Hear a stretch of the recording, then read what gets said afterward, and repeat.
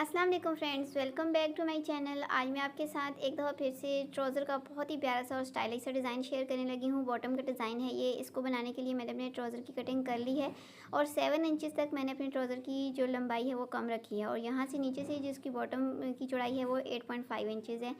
तो अब इसको मैं साइड पे कर लेती हूँ अपने ट्राउज़र को और अब इसके ऊपर डिज़ाइनिंग स्टार्ट करती हूँ। सबसे पहले मैंने यहाँ पे कपड़े का एक पीस लिया है, ये देखिए इस तरीके से, और इसकी जो लंबाई और चौड़ाई है वो मैं आपको बताती हूँ। इसकी जो चौड़ाई यहाँ पे मैंने ली है ये 6 इंचज़ ली है।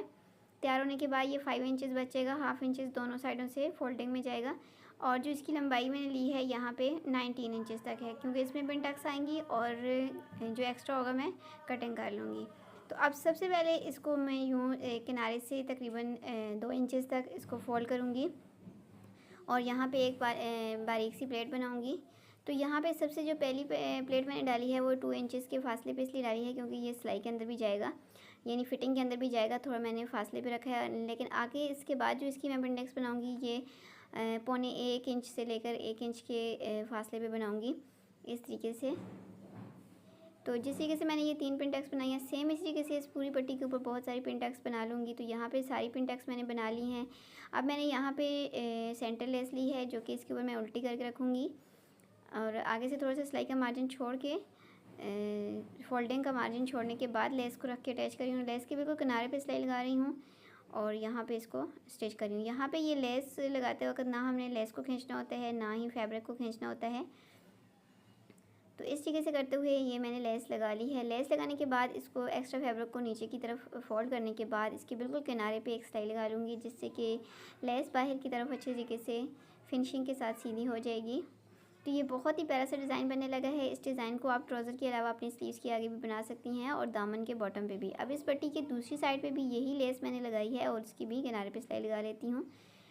तो पिनटेक्स वाली पट्टी के दोनों साइडों पे मैंने लेस लगा ली है। इसको फिलहाल साइड पे करते हैं। एक और पैटर्न तैयार करने के लिए बुकरम मैंने ली है, 9 इंचज़ लंबाई में है और 1.5 इंचज़ इसकी 1.5 इंचज़ चौड़ाई है। तो ये डबल फोल्ड मेरे पास पड़ी हुई है। अब पैटर्न तैयार करने के लिए ये मैंने हार्ड पेपर लिया है, 1.5 इंच इसकी चौड़ाई है और 1.5 इंच से थोड़ा सा कम इसकी लंबाई है। इसको एक दफ़ा फिर से फोल्ड करूँगी और यहाँ से इसको ट्रायंगल शेप में इस तरीके से ड्रॉ करने के बाद यहाँ से इसको मैं कट कर लूँगी। यहाँ पे ये जो पैटर्न मैं तैयार कर रही हूँ ट्रायंगल का पैटर्न तैयार करूँगी।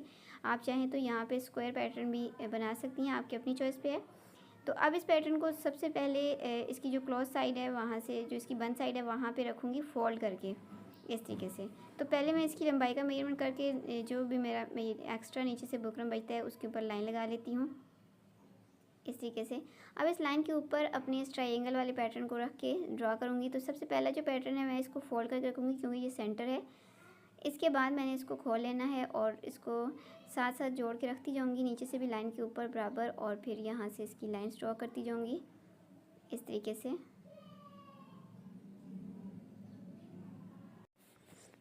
तो इस तरीके से करते हुए इन सभी ट्रायंगल्स को मैं साथ साथ रखती जाऊँगी और इनको ड्रॉ करती जाऊँगी। तो लास्ट वाला जो ट्रायंगल है इसको चाहें तो बिल्कुल ऑप्शनल है, इसको आप ना बनाएं क्योंकि ये सिलाई के अंदर चला जाएगा। अब जहाँ से मैंने लाइंस ड्रॉ की हुई हैं वहाँ से मैं कट करूँगी। बहुत ही ध्यान से कट करना है, बिल्कुल सीधी लाइंस और कॉर्नर के इसके बहुत अच्छे से कट करने हैं। और यहाँ पे इसको कट करने के बाद इसको खोलूँगी तो ये इसकी जो लेंथ है ये बॉटम के बराबर हो जाएगी। अब इसको फैब्रिक के साथ पेस्ट कर लेती हूँ, ट्राउज़र वाले ही फैब्रिक के साथ। तो यहाँ पे मैंने पेस्ट कर लिया है, डबल फैब्रिक है। अब इसके बिल्कुल किनारे पे यहाँ पे सिलाई लगा लूँगी। तो यहाँ पे पैटर्न के बिल्कुल साथ साथ से सिलाई लगानी है। यहाँ पे मशीन का जो बखिया है उसको बारीक कर लेना है ताकि बहुत अच्छे से कॉर्नर्स के ऊपर भी सिलाई चले, और बुकरम के ऊपर बिल्कुल भी सिलाई नहीं लगानी, नहीं तो जब हम इसको सीधा करेंगे तो फिनिशिंग के साथ सीधा नहीं होगा। इसी तरीके से करते हुए मैं इस पूरे पैटर्न के ऊपर सिलाई लगा लूँगी और यहाँ पे ये सिलाई कंप्लीट कर ली है मैंने। सिलाई कंप्लीट करने के बाद अंदर से जो एक्स्ट्रा फैब्रिक है ट्रायंगल्स के सेंटर से कट कर लूँगी, थोड़ा थोड़ा सा मार्जिन छोड़ूंगी तकरीबन 2 पॉइंट तक, और फिर इनके अंदर कट्स भी लगा लूँगी बिल्कुल कॉर्नर पे सिलाई को छोड़ते हुए।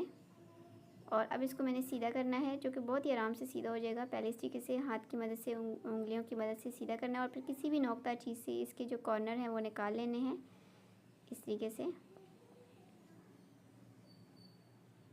तो 1 बाय 1 करते हुए इन सभी ट्रायंगल्स को मैं इस तरीके से सीधा कर लूँगी। सीधा करने के बाद इसको मैं अच्छे से प्रेस कर लेती हूँ और प्रेस करने के बाद एक्स्ट्रा फैब्रिक को अंदर की तरफ मैंने फोल्ड भी कर लिया है, नीचे वाला भी और ऊपर वाला भी। अब जो पहले वाला पैटर्न है उसकी जो लेस है उसको इसके अंदर इस तरीके से सेट करूँगी और इसके बिल्कुल किनारे पे सिलाई लगा लूँगी।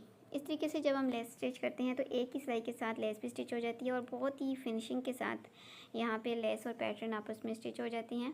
तो ये 2 पैटर्न हमने यूज़ करके अपना डिज़ाइन तैयार किया है और इसकी को तैयार करने के बाद जो इसकी लेंथ आई है वो 7 इंचज़ है। तो इसीलिए हमने अपने ट्राउज़र की जो लेंथ है वो 7 इंचज़ तक कम रखी थी। अब मैंने ट्राउज़र को सीधा रखा हुआ है और इसके ऊपर पैटर्न को उल्टा करके रखा है और नीचे से 1/2 इंच मार्जिन छोड़ के तो यहाँ पे इस लेस के ऊपर से सिलाई लगाऊंगी और इस तरीके से ये पैटर्न मैं अपने ट्राउज़र के साथ स्टिच कर लूँगी। यहाँ पे पैटर्न को मैंने ट्राउज़र के साथ स्टिच कर लिया है और अब इसके बिल्कुल किनारे पे यानी सीधा करने के बाद इसके बॉटम के ऊपर भी एक सिलाई लगा लूँगी। ये डिज़ाइन बनने के बाद और पहनने के बाद बहुत ही प्यारा लगता है, बहुत ही डिसेंट और बहुत ही स्टाइलिश सा लगता है। तो यहाँ पे डिज़ाइन हमारा ऑलमोस्ट बन के तैयार हो गया है, कुछ इस तरीके से इसकी शेप है। अब मैं इसकी फ़िटिंग की सिलाई लगा लेती हूँ। फ़िटिंग की सिलाई आप अपने हिसाब से लगा सकती हैं, कम या ज़्यादा। इस डिज़ाइन में आप फ़िटिंग वाले ट्राउज़र भी रख सकती हैं और खुले वाले भी रख सकती हैं, आपकी अपनी चॉइस है। तो ये लास्ट वाले जो ट्रायंगल्स हैं ये वैसे भी कट हो जाएंगे। तो यहाँ से मैं लगानी स्टार्ट करूँगी सिलाई और यहाँ से एक और चीज़ आपको बताऊँगी, ये वाले ट्रायंगल्स मैं अपनी सिलाई के अंदर दबा दूँगी, जिससे ये सीधा होने के बाद बहुत ही प्यारी सी इसकी फिनिशिंग आएगी इस तरीके से।